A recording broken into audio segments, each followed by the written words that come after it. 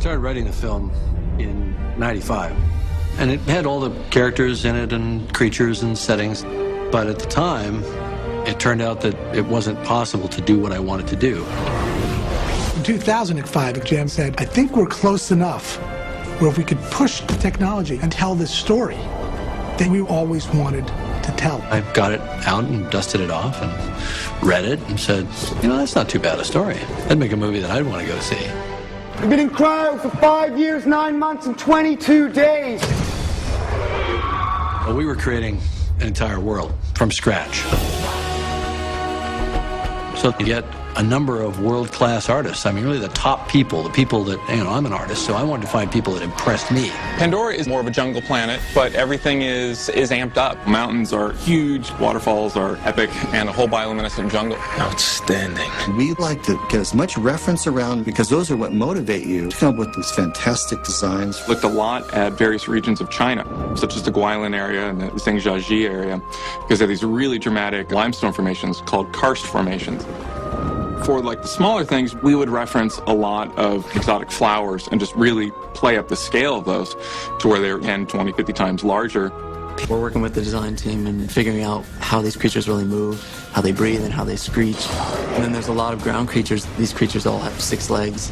They all kind of move differently than terrestrial creatures we're used to on Earth. So we're kind of developing a language for how they move. We have a variety of military weapons, a pump-action shotgun, the machine gun, and flamethrowers. Good shooting ace. The number of animals, the number of creatures, the number of vehicles. It just doesn't have a precedent. You should see your faces. We've got roughly 25 sets. Worked out we've got something like 40,000 square feet of floor area, plus the rainforest. Another 10,000 square feet, so they're quite big numbers. Twitter Workshop was our main props maker, and they have done a lot of fantasy stuff, Lord of the Rings and Narnia, and so this is all made from scratch. Over the last year and a half, we created specialty props, weaponry, costume design for the world of Avatar. There's 120 racks of clothes here. There's thousands of costumes. We've got the best team on the planet here. All right, let's turn up the heat. It was very important for us to put all of our actors through a training regimen that was specific to their characters. We had them work with archery experts. We had them learn to ride horses. To say we did a lot of training is an understatement. I was wanting to do a film where I was physically challenged, not only mentally. I wanted to incorporate my body to a character. We also had to do a dialect training and a language training.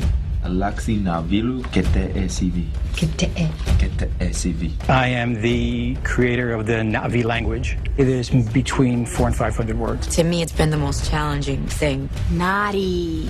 Nari. Okay, ready, and action! Performance captures a technique where you try to capture the performance of an actor and translate it to a digital character.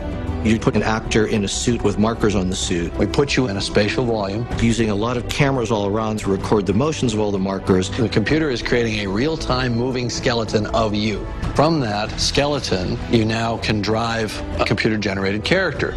The intent is to capture the entire performance of the talent. We're recording tons of high-definition reference so that we can really get those subtle nuances.